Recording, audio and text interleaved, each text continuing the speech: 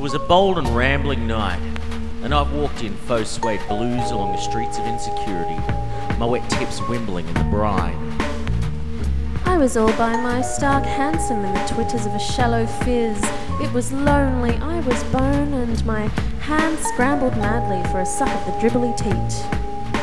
I sorted through my bowels and counted 20 rupees, and then I stumbled into a neon slumber by the name of Shard Fuki's Utter-Face Bar and Diner for an amper sandwich and lemony whiskey bint. I narrowly avoided the stump and thrizzle that could have meant toxic pie. Luckily, the hams I ate renoodled me, and things were coming along veganly. I sauntered like a jewfish in a pool of purple jelly through the red-green vinyl rotating light and firmly pushed a stool into my behind, whilst lighting a cigarette in the back of my mind.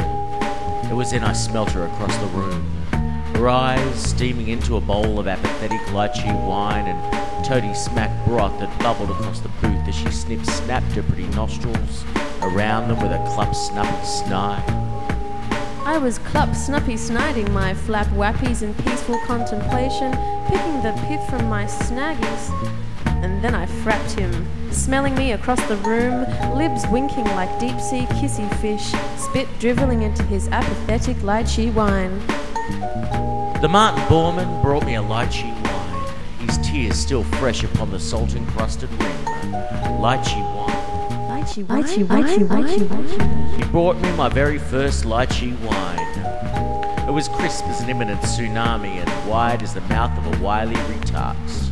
I simpered it with growing miniments and rose from my stalk, turning to water. Strugedly, I whimpered a lustful figment.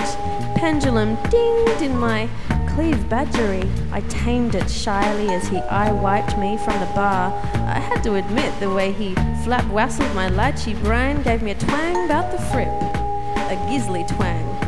I licked a finger in suspense. The band fired up about her and she swined rimlessly to the beat as they broke into a rendition of Einstein's theory of relativity in G minor. And as the Martin Borman reminded them that minors were not permitted on the premises, they changed into a Marcella Dosa in double time. And I began to deliciously Bollywood across the room toward her lascivious boots, bouncing in red leather armchair emulance and snapping like angry mine.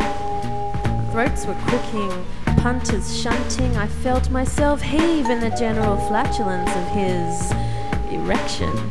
I knew where this was going.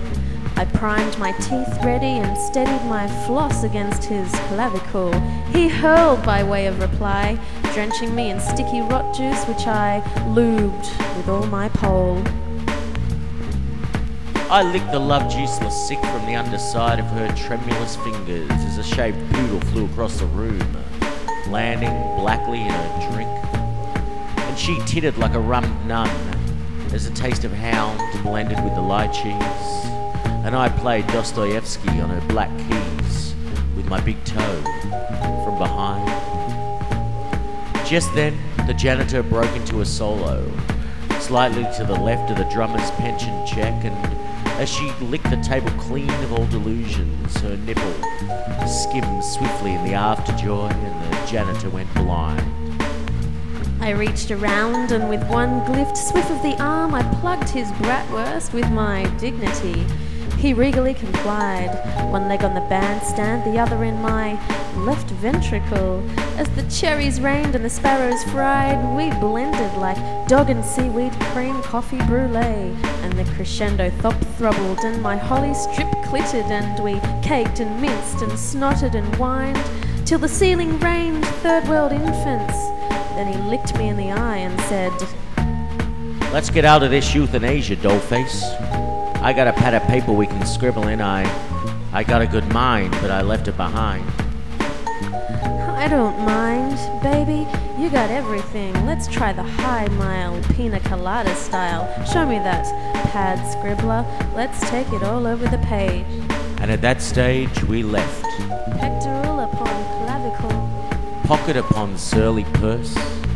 We slutted on out of that pube-forsaken doily bin, leaving a filmy frottage of rude fluids and lychee wine.